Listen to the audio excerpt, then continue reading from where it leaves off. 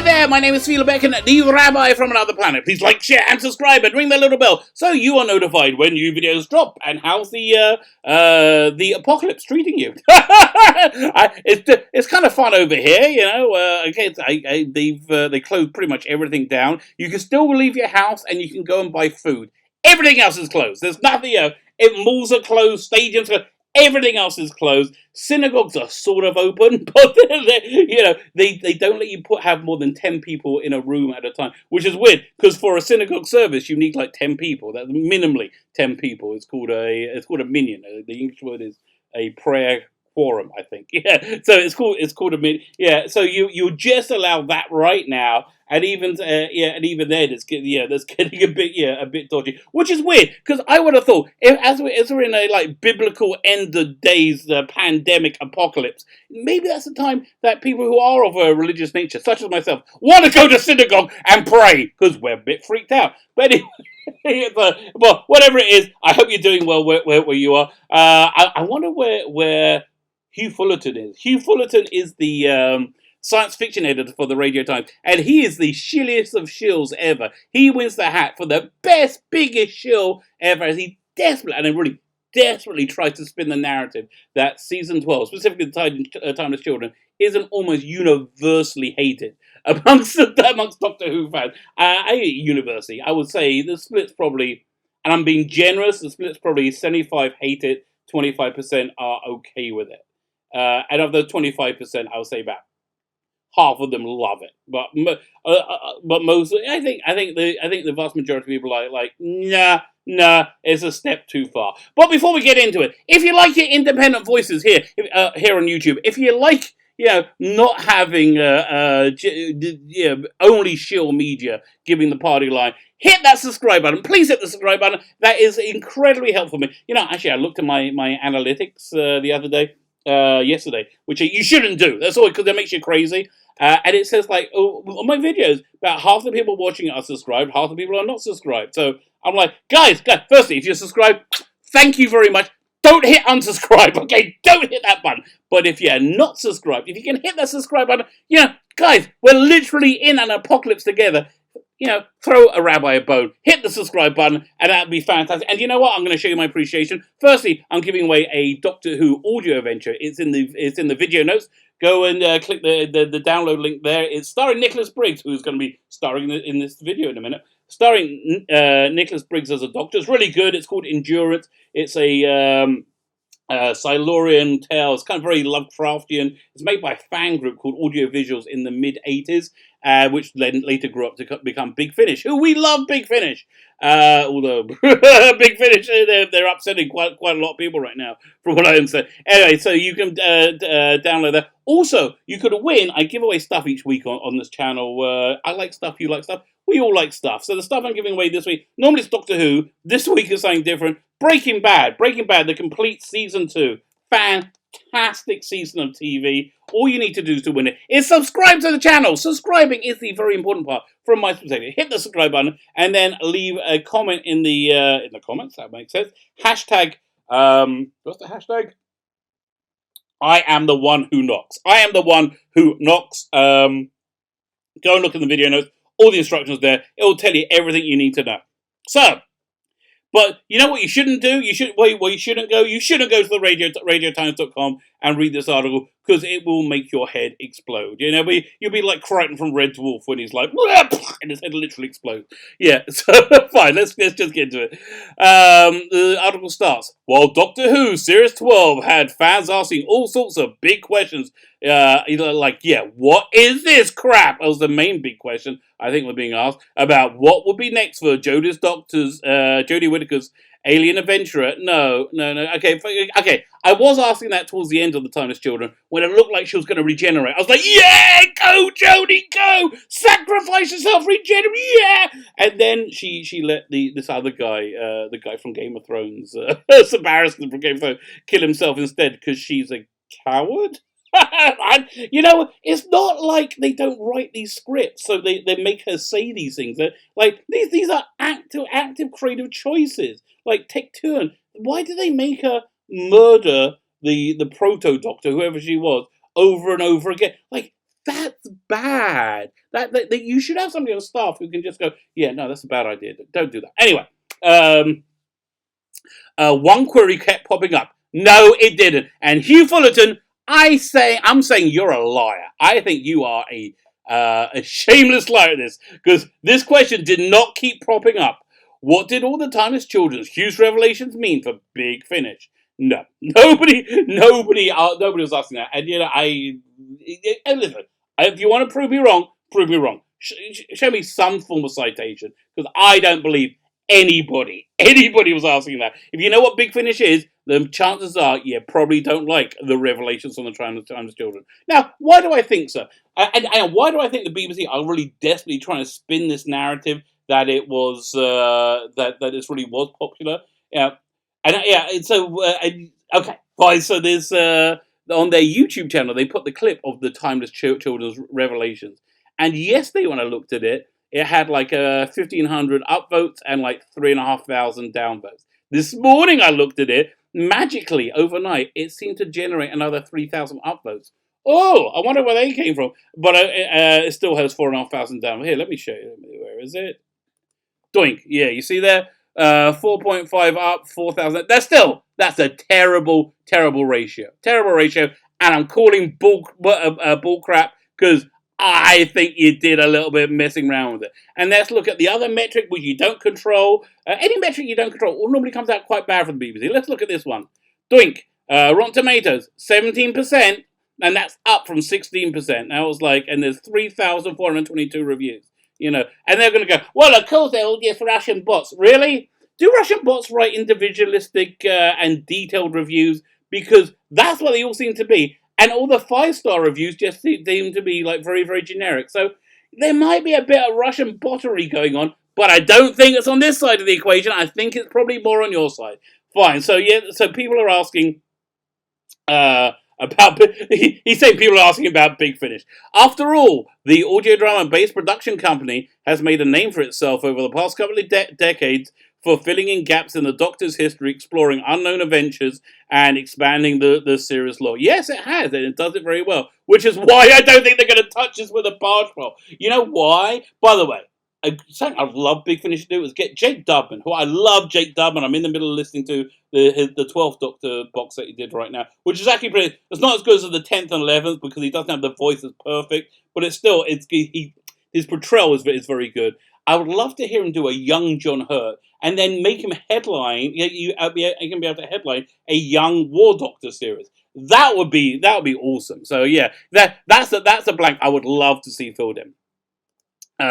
So do the series hold plot twists, including the fact there's a new Doctor played by Joe Martin in a mysterious period of the Doctor's life, lost to her memory, spell a new dawn for Big Finish? No, it doesn't. No. Although I do want to say here, I think the Joe Martin Doctor is way superior, to Jodie Whittaker. But that's not really a very high bar now, is it? It's like, it's like saying that Goebbels was slightly nicer than Hitler. Yeah, I don't think that's doesn't really work out so well. It's like if you set the bar low, you're going to get a bit of skewed results. But I did like Joe Martin's Doctor. Didn't really like a costume.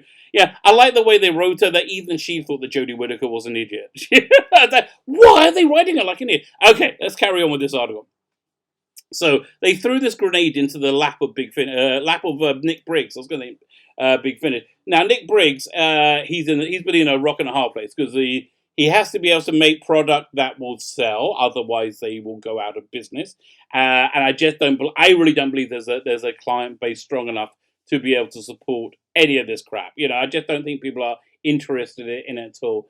And also, I think it'll probably be detrimental for Big Finish because that people will get the feeling that they're like picking a side that is anti-fan. I think it'll actually hurt their other product lines. Because people are getting kind of pissed off with Big Finish, which you can feel is desperately wanting to join in with the wokeness and the diversity and the inclusion policy of the BBC. But again, their hands are tied by having to sell this stuff to people. So they're a little bit confused. So yeah, so I think it would. I don't think they would be able to sell it if they made it, and I think it would actually hurt their other product lines if they made it. So they threw this grenade into the lap of Nick Briggs. So if he says anything negative, then he's offended a potential, a probable employer of his, Chris Chibnall. He can't be dissing the Timeless Children, because then Chibnall is fickle and thin-skinned, and he will be out of a job. And yeah, I can understand him wanted to keep him out, so he had to be extremely diplomatic, and that's indeed what he was. This is how he answered. All possibilities are open, the company's executive director and regular actor and writer Nicholas Briggs told RadioTimes.com. Though there's no decisions made on this made at all. Yes, Nick, I understand. He basically went for the Russell T. Davies approach of going, ooh, just imagine. When they said to Russell T. Davies, wouldn't it be great to do a Dalek Empire series? He went, ooh, just imagine. If ever Russell T. Davies goes, ooh, just imagine, that's him being wonderfully polite and warm and lovingly saying, no, that's a terrible idea. We're not doing that. Fine. Where was it? Briggs, who also voices the Daleks and other monsters on the main TV series, noted that the licensing deal Big Finish has with the BBC means that stories featuring the current cast and storylines are prohibited. Thank God, said Briggs to himself, as he breathed a sigh of relief, meaning any ideas of exploring the Doctor's new backstory might be held until sometime in the future. Yeah, sometime in the future. Never! Hugh Fullerton, there is not a client base around to support this. Why are you pretending there is? There is not. Right. At the moment, our license covers us up until the end of the 12th Doctor's era, he told us. And breathing a massive sigh of relief, shaking hands, grasping for a cigarette. Oh, thank God! Oh, thank God! I have no idea what what it holds for Big Finish in the future. That's the absolute truth of the matter. Very diplomatic, not dissing, not confirming. But again, Hugh Fullerton desperately grasping at straws. Oh yes, there's such a popular demand for it. But we try and get involved in as many ways as possible. We try and get involved in as much as possible and as many different avenues of Doctor Who as possible. Yes, they do. Again, Nick Briggs thinks he's dodged a bullet. Said, oh, thank God. Oh, thank God. I think I got away with that one. I think I got away with that. They said, don't mention the war. So, and then they threw another grenade in his lap that Nick Briggs had to then navigate. And again, Nick Briggs really wants to be on board with this diversity, inclusion, agenda policy. But, at the same time, he also loves Doctor Who. So I imagine him being extremely torn and just not wanting to get involved. So then Fullerton asked him, but what of the Morbius Doctors? Oh, my God. The Timeless Children heavily implied the 8 faces seen in the classic Doctor Who story, The Brain of Morbius, intended by the production team to be versions of the Doctor before William Hartnell's first. No, it was a joke. It was a bit of fun. That's all it was. It wasn't rewriting lore. Deadly Assassin was rewriting lore. The Deadly Assassin was very deliberately reimagining the Time Lords. This was a bit of fun thrown in and contradicted like a gazillion times over. But of course, because you desperately want this narrative that there's no problem with this at all, you're going to ignore the plethora of plot holes it creates and just grasp on this one desperate thread. And again, it's pathetic. Hugh, you're being pathetic at this point. It's actually kind of embarrassing. Were indeed part of the Doctor's history after all. No, they weren't, you idiot. This appeared to leave the door open for all sorts of ventures featuring these Doctors who were played on screen by them production staff. Yes, exactly. They go around the office taking pictures of people who were just around. So including Philip Hinchcliffe, Graham Harper, who was a production assistant, and script editor Robert Holmes. Given that the story was of Tom Baker's era in the 1970s, could Big Finish be planning the Morbius Doctor Avengers? No. And by the way, Big Finish actually did have Paul McGann face up against Morbius. I think before the box sets they were doing with Lucy Miller. They're pretty good. I recommend them all. I think that was with Lucy Miller, or maybe she had left at that point. I really don't know, but check them out. So then they answer, well, probably not, because it's so incredibly stupid. Yeah, Nick Briggs couldn't stop himself laughing at that point. He says, "Yes, I can now confirm that Phyllis Hinchcliffe will be starring, and who are the other ones? Graham Harper." He was one of them, and they'll be starring in their own miniseries. That's absolutely true. Briggs joked. He couldn't feign not laughing at the ridiculousness of it. Then he said, "No, it isn't." Whatever happens, Briggs said that the new changes in Doctor Who's backstory. You see, this is the bit. This is the bit where we get totally desperate. The new changes in Doctor Who's backstory to the Time Machine were definitely ripe for drama, dismissing some complaints. You mean overwhelming, universal complaints that the twist somehow undermined the previous series lore. What do you mean somehow? In every single one. I'm sorry. So this isn't somehow. When they brought in the War Doctor, that wasn't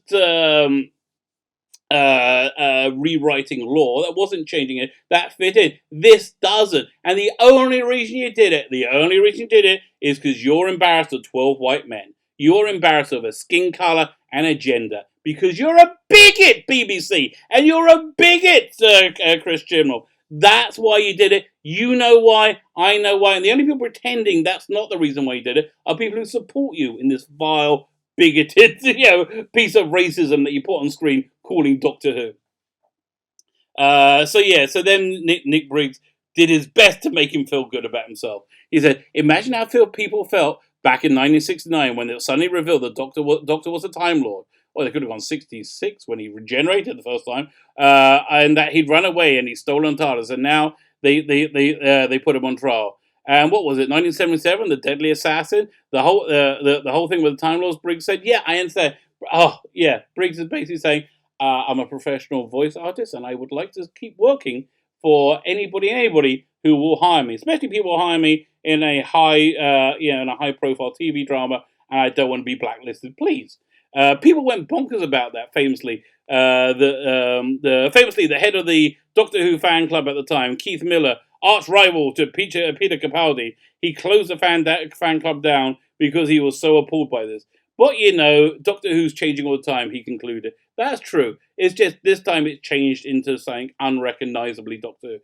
It's like I don't know. It's like when they wanted to make an American version of Red Dwarf, and they went for like dinners, Hollywood dinners with producers, and their first thing said, "Oh yeah, it doesn't have to be set on a spaceship," and they're like, "Well, kinda." It's like, "Well, yeah, maybe we could do it in a city." And I'm like, "Well, okay." And the cat, does the cat have to be a cat? Could the cat just be a guy, a funky guy? I'm like, "Well, okay." And Crichton, they once you change everything about the thing, it's no longer the thing. Why are you even trying to call it this? I don't understand. That's the whole business of Doctor Who rewriting itself and inventing new things. That's old news. That happens all the time. Yes, Nick Briggs, I understand. You are a professional voice actor, and I think you politically very strongly align with Chris Chibnall. But you're stuck. You're stuck in the private sector, not the public sector, where your words matter. So I understand you had to balance, both the audience who you need to please and your potential employers who you need to not insult. I get that. But Hugh Fullerton, you are freaking pathetic. You are pathetic. This won't work. Who do you think's buying this crap? The only people buying it is the people who already agree with it. Anybody who cares about this has made up their mind. Anybody who doesn't care, doesn't care. So, Hugh, come on, mate. At some point, just give it up. Just give it up. This isn't going to fly. This is not going to fly. It's not going to work. Anyway, so there you are. Another day, another pathetic piece of media spin from the Radio Times, specifically from Hugh Fullerton. My name is Phelan Beckett. Please, can you consider hitting that subscribe button, especially 20 minutes in. If you hung out for this long, hit the subscribe button. Do me a favor, that'd be fantastic. And have yourself a fantastic day.